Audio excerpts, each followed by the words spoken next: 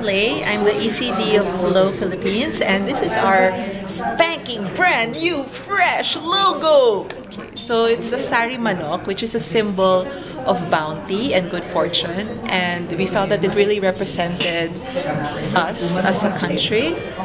This all began as a Low in Asia project. It was started by our Low in Asia CEO, Rupen Desai, and each Low agency in the region has its own unique country identity. So I think there are 14 of us right now. So for the Philippines in particular, we chose the Sari Manok.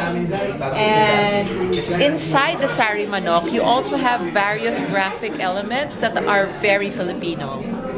So here's the jeepney, here's our sun and star symbol. Mangoes, because our mangoes are the best. This is a symbol of bayanihan, and so on and so forth. Even on the tail of the Sari Manok, we've integrated our old alphabet, which is called the Alibaba. And the cutest animal in the world, the tarsier, is also there.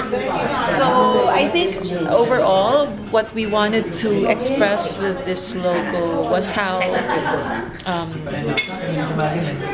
Filipino we remain, even as we are also part of a great global network.